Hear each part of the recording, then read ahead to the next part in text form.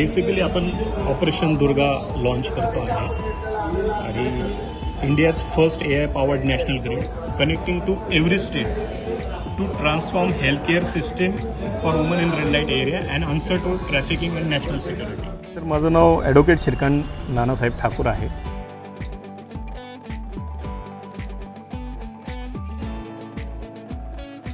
मी मूळचा धुळे जिल्ह्याचा आहे. शिक्षण पुण्यात केलं आहे. आम्ही स्पर्धा परीक्षा करत होतो. 4 मेन्स 2 इंटरव्ह्यू मी MPSCतून दिल्या होत्या आणि स्पर्धा परीक्षेच्या अभ्यासातून माझा जो आपण थिंकिंग म्हणतो, ज्याला आपण विकास म्हणतो क्षमतांचा, तो व्यवस्थित झाला स्पर्धा परीक्षेच्या माध्यमातून. त्यानंतर प्रॅक्टिस, विधी सहाय्यक, त्यानंतर वेगवेगळ्या ठिकाणी काम केलं. त्या कामातून रेड लाईट एरियामध्ये देखील मी कामकाज केलं. त्या महिलांच्या आरोग्य क्षेत्रात काम केलं आहे. त्यानंतर त्यांच्यासाठी आपण त्या महिलांचे जे प्रॉब्लेम्स आहेत कायदेशीर, ते सोडवण्यासाठी आपण तिथे लीड केलेली काही गोष्टींमध्ये आणि त्यातून ह्या संपूर्ण प्रकल्पाचा अस्तित्व निर्माण झालेलं आहे. सर, बेसिकली हा जो प्रोजेक्ट आहे आपला, हा एक राष्ट्रीय स्तरावरचा प्रोजेक्ट आहे. आपण सर्व राज्यांची मिळून एक नॅशनल ग्रिड उभी करणार आहोत यामध्ये आणि स्पेशल डेडिकेटेड अँटी ह्युमन ट्रॅफिकिंगसाठी अशा पद्धतीचा नॅशनल लेवलचा प्लॅटफॉर्म उपलब्ध नाही आहे किंवा स्टेट ग्रिड देखील उपलब्ध नाही आहे. त्यामुळे आपण हे संपूर्ण निर्माण करतो आहे. त्याचं बेनिफिट आहे की 5 वर्षात मानवी तस्करीच्या प्रकरणांमध्ये जवळपास मोठ्या प्रमाणात घट होणार आहे. त्यानंतर रेड लाईट भागातल्या ज्या संपूर्ण महिला आहेत, ज्यांची संपूर्ण प्रक्रिया आता मॅन्युअल पद्धतीने चालते, ही संपूर्ण आपण एका सॉफ्टवेअरच्या माध्यमातून तिला तयार करून तिला आर्टिफिशियल इंटेलिजन्सला आपण कनेक्ट करतो आणि त्यातून एक सॉफ्टवेअर, आम्ही ज्यावेळेस सॉफ्टवेअर डेव्हलप करत होतो त्यावेळेस आमच्या समोर एक महत्त्वाचा प्रश्न होता की एक सॉफ्टवेअर ही विविध अंगाने सरकारला कसं कामात येईल, याच्यासाठी आमचा फोकस होता. तर ही प्रणाली त्याच्यासाठी आम्ही विकसित केली, जी आरोग्य आणि पोलीस दल दोघांनाही कामात येणार आहे. त्याच्यामध्ये वेगवेगळे कंपोनंट आहेत आपल्याकडे. म्हणजे ज्या पद्धतीने MSECSमध्ये आणि MSECS आणि NACOचे हे या महिलांसाठीचे जे डिफरंट कोड देण्यात आलेले आहेत, तर ते आता एका सिंगल कोडमध्ये परिवर्तित होतील. म्हणजे उद्या समजा पुण्याच्या बुधवारपेठेमध्ये एखादी रेड पडली आणि कालांतरानंतर आपण ती महिला डिपोर्ट केली बांगलादेश किंवा इतर जिथून ती आलेली आहे, तर कालांतरानंतर या महिला पुन्हा कुठल्या तरी वेगळ्या राज्यामध्ये आढळून येतात. पण ते बनावट आधार आणि डेटाच्या आधारावरती त्या फिरत असतात. त्यामुळे त्यांचा शोध घेणं कठीण होतं. या प्रणालीमुळे तुम्हाला काहीही विचारायचं नाही, 30 सेकंदात तिचं व्हेरिफिकेशन होणार. एव्हाना आमच्या ज्या सॉफ्टवेअरचे कंपोनंट्स आहेत, त्या वेगवेगळ्या कंपोनंटच्या माध्यमातून तुम्हाला त्याची सगळी डिटेल्स मिळणार की अगोदर याच्यावर काही FIR होती का किंवा कुठल्या पद्धतीचे काही गुन्हे होते का, याच्या आरोग्याची माहिती, हे सगळ्या गोष्टी सरकारकडं रिअल टाईम उपलब्ध असणार आहेत. केंद्र आणि राज्य पातळीवरती कुठल्याही अधिकारी या सिस्टीमशी निगडीत रिअल टाईम इन्फॉर्मेशन बघू शकतात.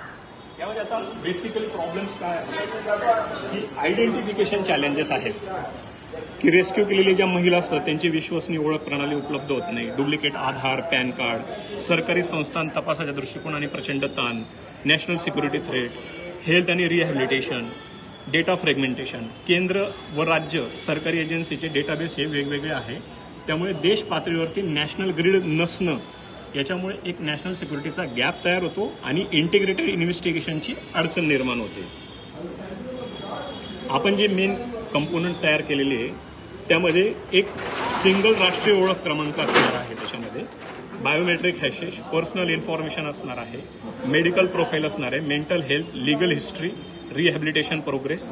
ही संपूर्ण जी सिस्टीम आहे ती फक्त एकाच कार्ड. सध्या स्थितीत आम्ही स्टार्टअप इंडिया रेकग्नाइज कंपनी आहे आमचीवाली आणि आम्ही आता आदरणीय श्री देवेंद्रजी फडणवीस सर यांच्याकडे आम्ही मंत्रालयामध्ये प्रपोजल सबमिट केलेला आहे.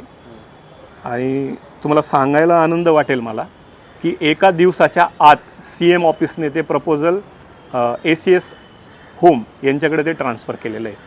म्हणजे देवेंद्रजींचं AI आणि या सगळ्या गोष्टींवरती जे लक्ष आहे ते याच्यावरून लक्ष देतं आहे की एका दिवसात प्रपोजल ट्रान्सफर होतं आहे. आता आम्ही शासनाबरोबर त्याचा फॉलोअप ठेवणार आहोत आणि पुढच्या टप्प्यामध्ये आम्ही पायलट प्रोजेक्ट पुण्यामध्ये राबवण्यासाठी शासनाला विनंती करणार आहोत. एक राष्ट्रीय पातळीवरती अँटी ह्युमन ट्रॅफिकिंगची एक उच्च दर्जाची जी विंग असणार आहे AI शी संबंधित, तीही आम्ही निर्माण करण्यावरती लक्ष देत आहोत. त्याच्यात ते वर्कआउट कशा पद्धतीने करणार त्याच्यासाठी आपण हे 6 स्टेजेस ठेवलेले आहेत. एक्झिक्युटिव्ह समोरी आहे, प्रॉब्लेम स्टेटमेंट आहे, टेक्नॉलॉजी वर्क कसं करणार आहे, अशा पद्धतीने तुला डेव्हलप केलेलं आहे. ऑपरेशन दुर्गा हा एक राष्ट्रीय स्तरावरचा महत्त्वाकांक्षी प्रकल्प आहे, ज्याचा मुख्य उद्देश आहे artificial intelligence, blockchain technology, face recognition, iris scanning, biometric identification याच्या एकत्रित वापराद्वारे प्रत्येक राज्यात रेड लाईट एरियामधील देह विक्री करणाऱ्या महिलांची हेल्थकेअर सिस्टीम ही संपूर्ण आर्टिफिशियल इंटेलिजन्सला कनेक्ट करणे. त्या क्षेत्रात मी जवळून काम केलेलं आहे. पोलिसांचा खूप वेळ जो आहे तो परराज्यात जातोय तपासणीसाठी. लोक ते जे आरोपी ते मिळून आले किंवा काही गोष्टी घडल्या तरी ते रिअल इन्फॉर्मेशन मिळेलच याची काही गॅरंटी नाही. तर तो संपूर्ण जो त्रास आहे ना तो कमी होणार याच्यामधून. तुम्हाला रिअल टाईम इन्फॉर्मेशन पण मिळणार, प्लस तुम्हाला आरोग्य देखील त्यांच्यावालं मेंटेन करता येणार आहे. म्हणजे या सगळ्या गोष्टी त्यामध्ये येणार आहेत. वडील माझे रिक्षा ड्रायव्हर आहेत. 40 वर्ष रिक्षा चालवली त्यांनी धुळे शहरामध्ये. अजूनही आहे? नाही, आत्ता नाही चालवत, 40 वर्ष रिक्षा चालवली त्यांनी. आणि आई शिवणकाम करत असायची आणि त्या टप्प्याटप्प्याने आम्ही इथपर्यंत मी शिक्षणासाठी पोहोचलोय. बॅकग्राऊंड जरी IT चं नसलं तरी अभ्यास मात्र याचा इतका सखोल आहे की त्या अभ्यासाची संपूर्ण संकल्पना कॉपीराईट करून आमची एक स्वतंत्र टीम आहे, ज्याच्यामध्ये सॉफ्टवेअर डेव्हलपर आहेत, AI डेव्हलपर आहेत. तर आम्ही सगळ्या टीमने मिळून ते कामकाज केलेलं आहे पूर्ण. त्याच्यामध्ये टेक हेड आहेत आमच्यावाले, शिव पाटील म्हणून आमचे टेक हेड आहेत आणि आमची संपूर्ण टीम यामध्ये कार्यरत आहे. मी स्वतः केस चालवलेल्या आहेत ह्युमन ट्रॅफिकिंगच्या, उच्च न्यायालयापर्यंत चालवल्या. काही त्या गोष्टी सांगता येणार नाही, कारण जसं उदाहरणार्थ रेड केल्यानंतरच्या विक्टिम्स ज्या असतात त्या रेकॉर्डला येतात, पण त्याच्या मागे एक फार मोठी साखळी कार्यरत असते, ती कधीच येत नाही त्या सिस्टीममध्ये. त्यामुळे त्याच्यावर पण एक सोल्युशन निघणं फार महत्त्वाचं आहे. आणि 100% डेडिकेटेड आता पोलिसांनी AI कॅमेरे डेव्हलप केलेले आहेत. ते AI कॅमेरे जर आपल्या याला कनेक्ट केले तर आपल्याला संपूर्ण ट्रॅफिकिंगचं रूट ॲनालिसिस करता येणार याच्यामध्ये प्रॉपर पद्धतीने. आणि मी स्पर्धा परीक्षा केलेली आहे. मी आपल्या माध्यमातून स्पर्धा परीक्षेच्या विद्यार्थ्यांना एक नक्की सांगू इच्छितो की स्पर्धा परीक्षेच्या माध्यमातून तुमचा एक मानसिक आणि एक चांगल्या दर्जाचा विकास होत असतो, तुमचे व्हिजन चेंज होत असतात. त्यामुळे जरी तुम्ही स्पर्धा परीक्षेमध्ये यशस्वी नाही झालात तरी तुम्ही ज्या क्षेत्रात असाल त्या ठिकाणी तुम्ही सर्वोच्च पातळीवरती असाल. त्यामुळे गरीब घरातली जी काही मुलं स्पर्धा परीक्षा करायला येतात त्यांनी हताश होऊ नये आणि संशोधन करावं. म्हणजे मी सगळ्यात महत्त्वाचा विषय हा सांगेल, आत्ताच देवेंद्रजींनी 2 दिवसापूर्वी स्टेटमेंट केलेलं आहे की संशोधन खूप महत्त्वाचं आहे आणि AI मध्ये संशोधन करत असाल तर उत्तम आहे. मग माझ्यासारखे जर तरुण AI मध्ये संशोधन करण्याचा जर प्रयत्न करत असतील तर त्याला सरकार पूर्ण समर्थन करेल आणि पाठिंबा देईल अशी मला अपेक्षा आहे. दिल्लीमध्ये जी प्रक्रिया झाली गुन्हेगारांची, गुन्हेगार हे CCTVsला रेकॉर्डवर असतात ऑलरेडी. आणि देहविक्री करणाऱ्या ज्या महिला आहेत रेड लाईट एरियाजमधल्या, ह्या काही गुन्हेगार नाही आहेत, परंतु त्या क्षेत्रामधून गुन्हेगारांचं बऱ्यापैकी वर्किंग सुरू असतंय आणि ते ॲनालिसिस करणे पॅटर्न हे फार महत्त्वाचं आहे. त्याच्यासाठी आपल्याला त्यांना CCTVsला कनेक्ट करता येणार नाही, म्हणून आपण त्याच्यासाठी ENT trafficking verification model develop केलेलं आहे. म्हणजे जे मानवी हक्काच्या मूल्यांना धरून आहे, मानवी हक्क जोपासून आपण त्याच्यावरती कार्य करतोय. आयडेंटिफिकेशन टाइम हे 30 सेकंदामध्ये निर्माण होणार आहे. रेस्क्यू टू रिहॅबचा टायमिंग कमी होणार आहे. ट्रॅफिकिंग रिडक्शन होणार आहे. इलिगल इन्फर्टेशनचे ID असतील रेड लाईट एरियाचे ते कमी होणार आहे. आणि सर्वात महत्त्वाची गोष्ट की एक सॉफ्टवेअर हे 2 विभागांना कामात येणार आहे. त्यामुळे सरकारचा खर्च देखील वाचणार आहे. ही संपूर्ण त्याच्यामध्ये एक टेक्नॉलॉजी आहे की रेड केल्यानंतर पोलीस काय काय पद्धतीने काम करतील.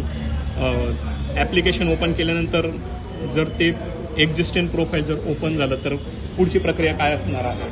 FIR रजिस्टर असेल तर कशा पद्धतीने असणार आहे, हे संपूर्ण आपण या ठिकाणी केलेलं आहे. सद्यस्थितीत आपण राज्य शासनाला हा प्रस्ताव सादर केलेला आहे.